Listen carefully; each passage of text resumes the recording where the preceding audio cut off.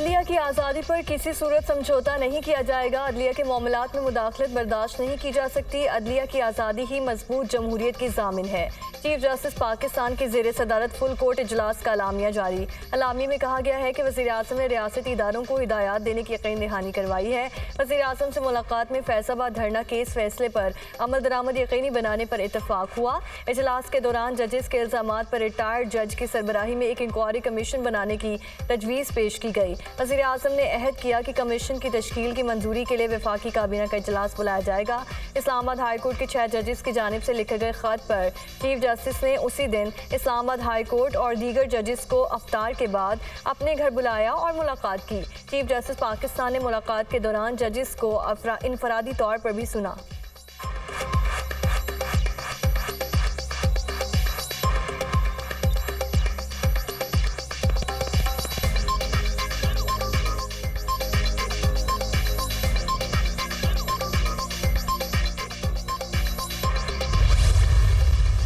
पाकी हुकूमत का इस्लामाबाद हाई कोर्ट के 6 जजेस के खत पर इंक्वायरी कमीशन बनाने का ऐलान। वज़ीर-ए-आज़म शहबाज शरीफ मामला काबीना के सामने रखेंगे। वज़ीर-ए-आज़म ने कहा कि अदलिया की आज़ादी पर कोई समझौता नहीं होगा। हुकूमत का फ़र्ज़ है कि इस मामले की छानबीन होनी चाहिए। किसी भी इदारे के मामले में मुदाखलत नहीं होनी चाहिए। अच्छी साख वाले रिटायर्ड जज की सरबराही में इंक्वायरी कराई जाएगी। ये मामला हम अदलिया पर छोड़ते हैं कि ख़त मिसकंडक्ट है या नहीं। TORs में ख़त और मासी के मामलात भी शामिल होंगे। कमीशन के TORs मुशावरत से अटॉर्नी जनरल तय करेंगे। अगले 2 से 4 रोज में कमीशन के सरबराह के नाम का ऐलान कर दिया जाएगा। वफाकी वज़ीर कानून आज़म नज़ीर तारड़ की अटॉर्नी जनरल के हमरा न्यूज़ कॉन्फ्रेंस।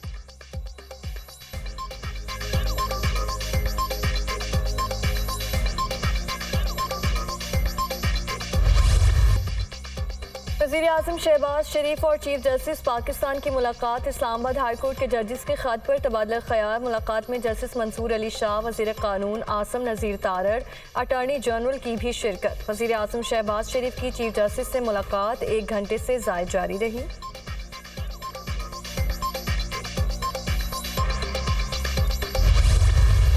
ये मुलाकात हुई है जिसमें चीफ जस्टिस पाकिस्तान जस्टिस काजी साहब थे और सीनियर प्यूनी जज जस्टिस मंसूर अली शाह साहब थे। हुकूमत का ये फ़र्ज़ है कि इस मामले की छानबीन होनी चाहिए और आइंदा के लिए ये इंश्योर किया जाए कि अगर ये बातें किसी हद तक दुरुस्त हैं तो फ्यूचर के पॉइंट ऑफ व्यू से भी मुस्तकबिल में ऐसी नौबत कभी ना आए। कोशिश होगी वज़ीर-ए-आज़म साहब की कि कोई नेक नाम गैर जानिबदार कोई रिटायर्ड अदालती शख्सियत जो है उन्हें रिक्वेस्ट की जाए कि वो इस कमीशन को हेड करें। वज़ीर-ए-आज़म शहबाज शरीफ ने वफाकी काबीना का इजलास तलब कर लिया। वफाकी काबीना का इजलास 30 मार्च को दिन 12 बजे बुलाया गया। इजलास में इस्लामाबाद हाई कोर्ट के जजेस के खत का मामला ज़ेर गौर आएगा। पाकिस्तान तहरीक इंसाफ ने हुकूमत का इंक्वायरी कमीशन बनाने का ऐलान मुस्तरद कर दिया। PTI की कोर कमेटी का हंगामी इजलास। इस्लामाबाद हाई कोर्ट के जजेस के खत पर रिटायर्ड जज की सरबराही में कमीशन से तहकीकात कराने का हुकूमती ऐलान मुस्तरद किया। Chairman PTI barrister Gauhar Khan ने कहा कि 6 जजेस के खत पर इतवार को पेशावर में रैली निकालेंगे। रैली में MNAs MPAs भी शिरकत करेंगे। रैली का एक ही मकसद अदलिया की आज़ादी और कैदी नंबर 804 की रिहाई होगा। बानी PTI ने कहा, हमेशा अदलिया का एहतराम किया, आज भी हम अदलिया के साथ खड़े हैं। बानी PTI के केसेस के हवाले से चीफ जस्टिस को तफसीली खत लिखेंगे। शेर अफजल मरवत बोले, खत सुप्रीम जुडिशल काउंसिल को लिखा गया। सुप्रीम जुडिशल काउंसिल ने खत सुप्रीम कोर्ट के सामने रख दिया है। हमें तवक्को रखते हैं कि सुप्रीम कोर्ट इस मसले को कालीन के नीचे नहीं दबाएगी। लतीफ़ खोसा बोले, 6 जजेस की नहीं बाकी तमाम सूबों में भी यही कैफियत है। 6 जजेस के मुरासले ने बानी PTI के मौक़िफ़ को सच साबित कर दिया।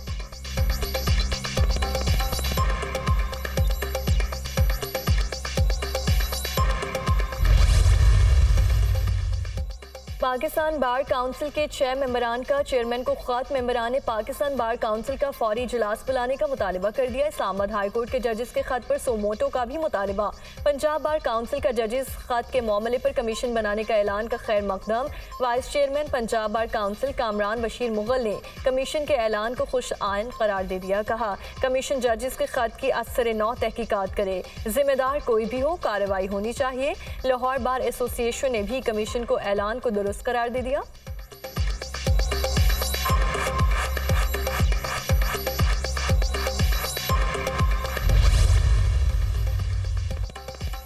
सुप्रीम कोर्ट ने फौजी अदालतों को महफूज फैसले सुनाने की मशरूत इजाजत दे दी। सिर्फ इन केसेस के फैसले सुनाए जाएं जिनमें नामजद अफराद ईद से पहले रिहा हो सकते हैं। अदालत के रिमार्क्स। सुप्रीम कोर्ट की अटॉर्नी जनरल को अमल दरामद रिपोर्ट रजिस्ट्रार को जमा कराने की हिदायत।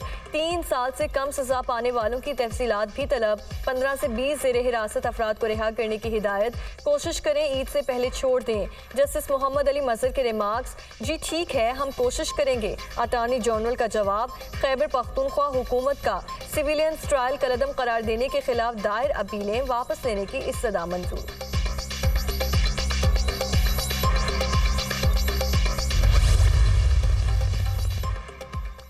क्यों ना हम इन मुलजिमों की सजाएं मुअत्तल कर दें। जस्टिस शाहिद वहीद के फौजी अदालतों में सिविलियंस के ट्रायल के खिलाफ अपीलों पर समाअत के दौरान रिमार्क्स। सजा मुअत्तल करने के लिए पहले सजा सुनाना होगी। जमानत तब दी जा सकती है जब अदालत कहे कि कानून लागू नहीं हो सकता। अटॉर्नी जनरल का जवाब। जिन्हें रिहा करना है उनके नाम बता दें। जस्टिस हसन अजहर रिजवी का इस्तफसार। जब तक खुसूसी अदालतों से फैसले नहीं आ जाते नाम नहीं बता सकता। मजमूई तौर पर 105 मुलजिमान फौज की तहवील में है। मुलजिमान की रिहाई के लिए 3 मराहिल से गुजरना होगा। जिनकी सजा 1 साल है उन्हें रिहायत दे दी जाएगी। अटॉर्नी जनरल के दलाइल। अदालत ने समाअत अप्रैल के आखिरी हफ्ते तक मुलतवी कर दी। जस्टिस अमीनुद्दीन खान की सरबराही में 6 रुकनी लार्जर बेंच ने समाअत।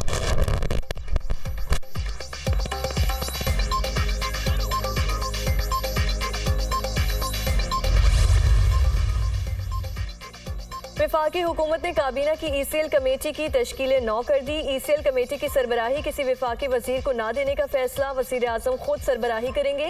वजीर दाखिला को काबीना ECL कमेटी में शामिल ही नहीं किया गया। कमेटी के लिए सेक्रेटेरियल सपोर्ट वजारत दाखिला देगी। काबीना जवीये ने 4 रुकनी ECL कमेटी की तश्कील 9 का नोटिफिकेशन जारी कर दिया। ECL कमेटी में वजीर कानून, वजीर सनअत व पैदावार और वजीर इंसानी वसाइल शामिल। वज़ीर आज़म की अदम मौजूदगी में वज़ीर कानून कमेटी की सरबराही करेंगे। ECL ज़ैली कमेटी में ECL केसेस की जांच पड़ताल की जाएगी।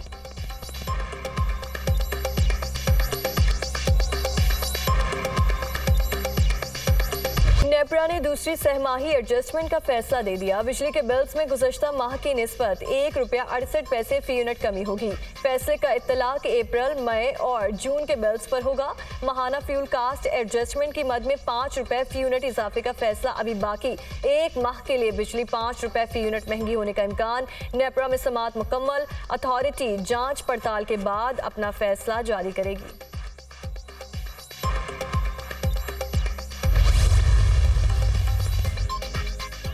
वज़ीर आज़म शहबाज शरीफ के ज़ेरे सदारत बिजली चोरी की रोकथाम के हवाले से अहम जायजा इजलास। ज़्यादा नुकसान में जाने वाले फीडर्स पर फीडर्स मॉनिटर्स तैनात करने का फैसला। ट्रांसफार्मर्स पर स्मार्ट मीटर्स लगाने के मंसूबे पर पब्लिक सेक्टर डेवलपमेंट प्रोग्राम के तहत काम का आगाज करने का फैसला। वज़ीर आज़म शहबाज शरीफ ने कहा, हमारी जिम्मेदारी है कि इंसदादे बिजली चोरी मुहिम जैसे इक़दामात के जरिए एक मुस्तहकम निज़ाम तश्कील दें। मुल्क की मौजूदा मौशी सूरत हाल कतई बिजली चोरी जैसे मसले की मुतहम्मिल नहीं हो सकती। बिजली चोरी में सहूलतकार ऑफिसर्स के खिलाफ फिलफौर तारीबी कार्रवाई शुरू की जाए। मुल्क को अरबों डॉलर का नुकसान पहुँचाने वालों को करार वाकई सजा दी जाएगी। लाइन लॉसेस में कमी और ट्रांसमिशन लाइंस की अपग्रेडेशन के लिए जल्द हिकमत अमली तरतीब दी जाए। जनरेशन कंपनी सरकारी खजाने पर बोझ हैं, जिनकी निजकारी के लिए काम फौरी तौर पर शुरू किया जाए।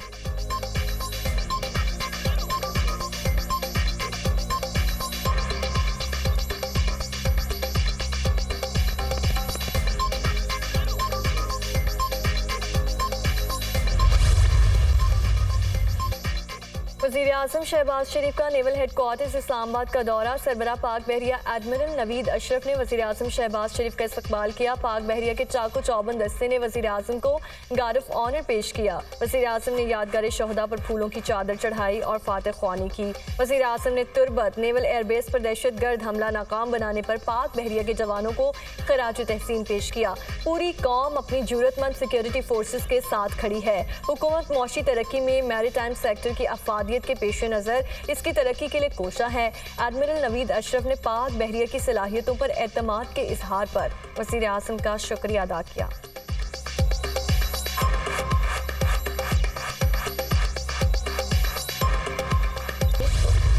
गजा में इसराइली वहशियाना दहशतगर्दी जारी। ताज़ा हमलों में दर्जनों फ़लस्तीनी शहीद। सैहोनी फोर्सेस की रफा, बैत हुनून, नसीरात कैंप और जनीन में बमबारी, दर्जनों घरों को तबाह कर दिया। इसराइली स्नाइपर्स की इमदाद के मुंतज़िर फ़लस्तीनियों पर भी फायरिंग, मुतादिद अफराद शहीद। गुज़श्ता 24 घंटों के दौरान 62 अफराद शहीद और 120 से ज़ायद अफराद जख्मी हुए।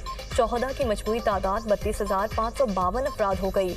74,980 फ़लस्तीनी जख्मी हुए। आलमी इदारा खुराक ने एक बार फिर गजा में मुमकिन कहत के खतरे की घंटी बजा दी। शिमाली गजा की 70% से ज़्यादा आबादी बदतरीन फाका कशी में मुब्तला है। 2 साल से कम उम्र हर 3 में से 1 बच्चा शदीद ग़िज़ाई क़िल्लत का शिकार है।